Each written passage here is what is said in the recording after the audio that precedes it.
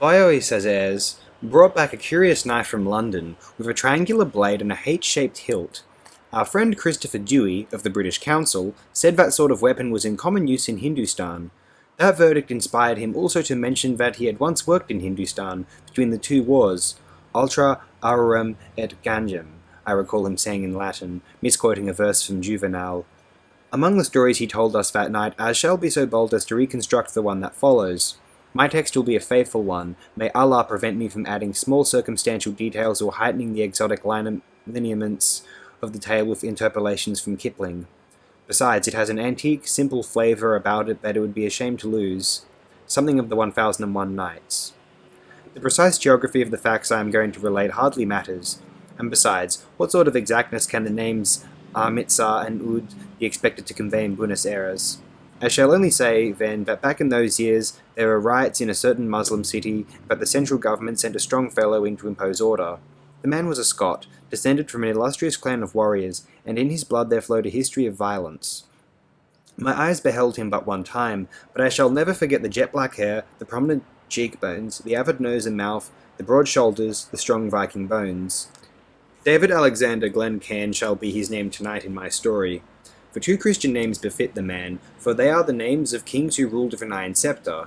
David Alexander Glencairn, I shall have to get used to calling him that, was, I suspect, a man who was greatly feared. The mere announcement of his coming was sufficient to cast peace over the city.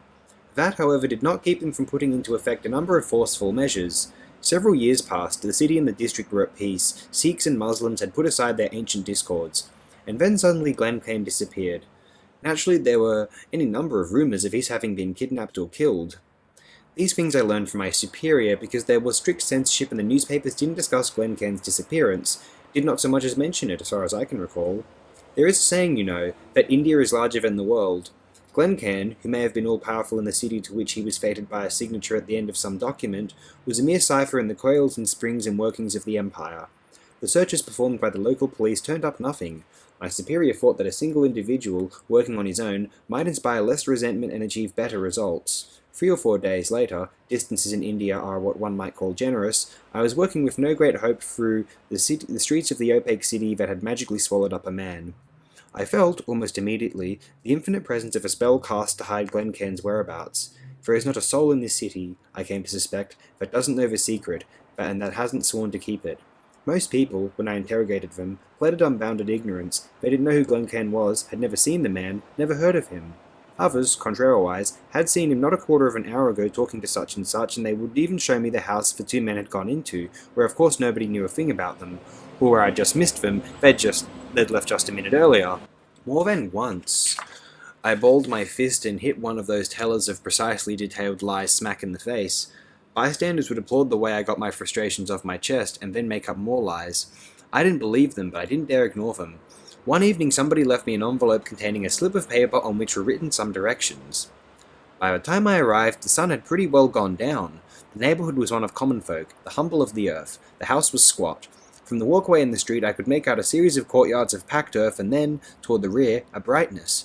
Back in the last courtyard, some sort of Muslim celebration was going on. A blind man entered with a lute made of reddish-coloured wood.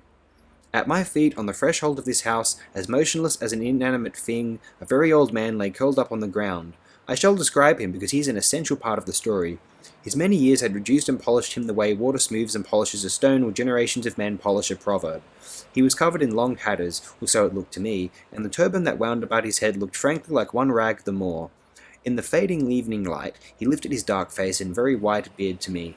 I spoke to him without preamble, because I had already lost all hope, you see, about David Alexander Glencairn.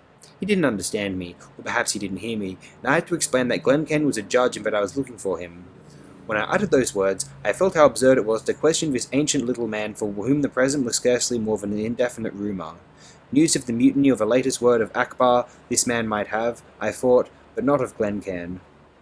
What he told me confirmed that suspicion. A judge, he said with frail astonishment, a judge who is lost and being searched for. The event took place when I was a boy. I know nothing of dates, but Nikhil Sain had not died at the wall at Delhi yet. Nicholson, he meant, you see.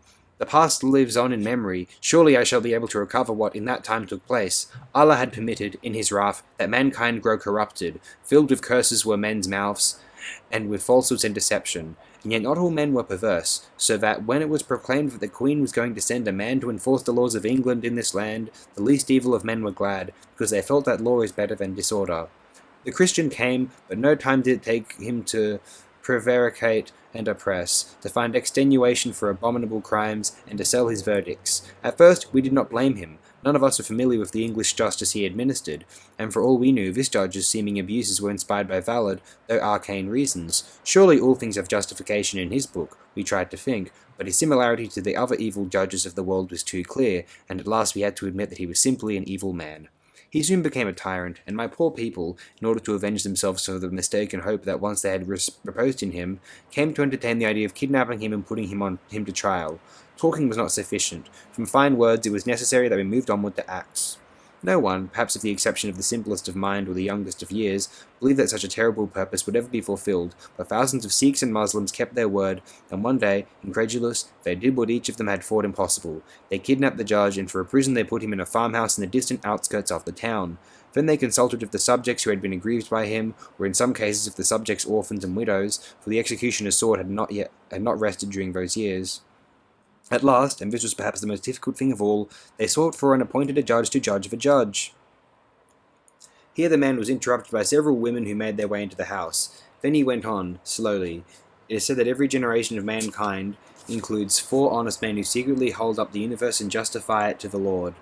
One of those men would have been the most fitting judge, but where was one to find them if they wander the earth lost and anonymous and are not recognized when they are met with, and not even they themselves know the high mission they perform? Someone, therefore, reflected that if fate had forbidden us wise men, we should seek out fools. That opinion won the day. Scholars of the Quran, doctors of the law, Sikhs who bear the name of lions yet worship God, Hindus who worship a multitude of gods, monks of the master Mahavira who teach that the shape of the universe is that of a man with his legs spread open wide, worshippers of fire, and black Jews composed of a tribunal, but the ultimate verdict was to be decided by a madman. Here he was interrupted by several people leaving the celebration.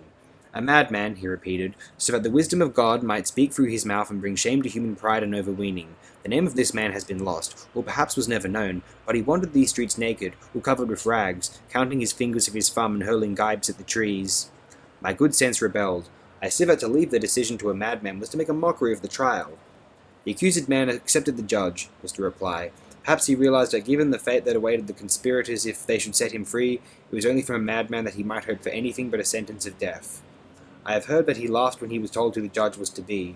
The trial lasted for many days and nights because of the great number of witnesses. He fell silent. Some concern was at work in him. To break the silence, I asked how many days it had been. At least 19 days, he replied. More people leaving the celebration interrupted him. Muslims are forbidden wine, but the faces and voices seemed those of drunkards. One of the men shouted something at the old man as he passed by. 19 days exactly, he amended.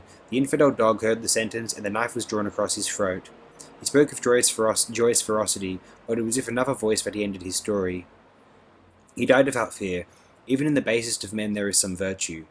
Where did this take place that you have told me about? I asked him. In a farmhouse? For the first time he looked me in the eye. Then slowly, measuring his words, he answered, I said a farmhouse was his prison, not that he was tried there. He was tried in this very city, in a house like all other houses, like this one.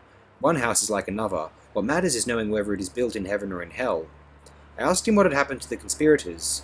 That I do not know, he said patiently. These things happened many years ago, and by now they have been long forgotten. Perhaps they were condemned by men, but not by God. Having said this, he got up. I felt that his words dismissed me, that from that moment onward I had ceased to exist for him.